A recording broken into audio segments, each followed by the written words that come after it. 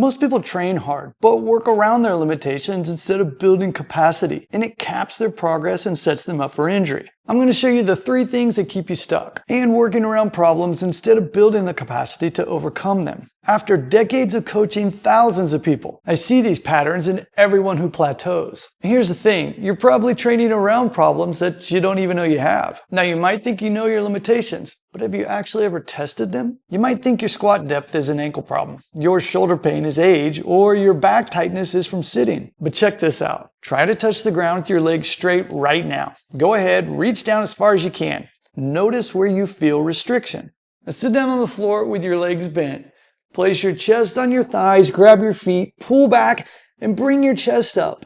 Feel the difference? If you can get much deeper in the seated position, your hamstrings aren't the real problem. It's your back or hip control limiting you in the standing position. But if you feel restrictions in both, well, then yeah, your hamstrings are tight. So, see the difference? You've been working around a problem you never properly identified, and this could be holding you back for things like your deadlift. But how do you know what's actually limiting you? Here's a simple way to test yourself. Try out this assessment sequence. Start off in an A-frame and walk into a squat. Now, go into a 3-point bridge. Make sure that you do both sides.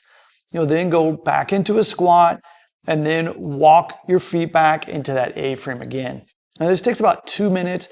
But it's going to show you exactly where you feel restriction and where you compensate. Be sure to film yourself from the side, that'll really help. Don't just stretch what feels tight. Test your movement patterns first so that you know exactly where to focus your effort instead of guessing. But even when you find your limits, this next mistake keeps you stuck working around them instead of building through them. The thing is, everyone does this. They feel tight, so they stretch. You'll feel better for an hour or so, and then it's tight again tomorrow. And that's because you're temporarily loosening tissue instead of building the strength to control new range. Now, this is that hamstring stretch that we did earlier. It's static, passive, and feels pretty good. But check this out. This bear walk forces your hamstrings to work while they're lengthening. You're building the capacity to actually use that range instead of just borrowing it. Your body only keeps what it can control. So if you just stretch without building strength, you're renting flexibility, not owning it. So then the next question is, how do you build that capacity instead of just renting range? Well, instead of holding stretches, move slowly through your available range and pause where you feel resistance. This is going to build strength. Spend time in ranges, but make your muscles work. This way you're building capacity, not just temporarily loosening up. And here's the biggest mistake that keeps you working around those limitations instead of building right through them. Most people fail here because they build load without building the capacity to handle it. But when you do this next step, you build real capability. Look at how most people train. Chest day, back day, leg day, then maybe some stretching later. Your body doesn't work in isolation, so why train it that way?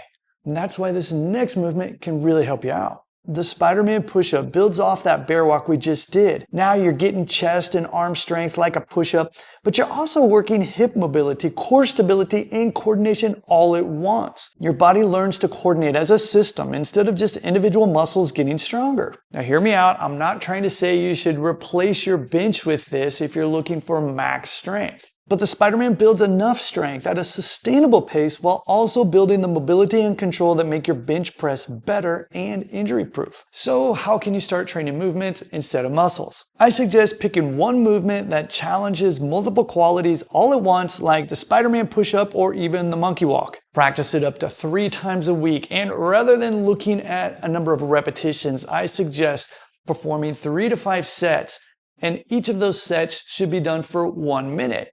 Just set your clock, and then that way, instead of counting the reps, you can focus on just quality reps throughout the duration of time. Focus on control through the full range. This builds the integrated capacity that transfers to everything else you do. Your strength becomes more useful because it comes with the mobility and control to actually use it. And this capacity building approach is exactly what we use in our Elements program. Elements teaches you to build capacity systematically instead of working around limitations. You assess, address, and apply in a progression that builds real capability. And once you start building this capability instead of working around those limitations, there's one more pattern that holds people back. Well, check out this next video where I show you why your strength training might actually be making you weaker in the long run.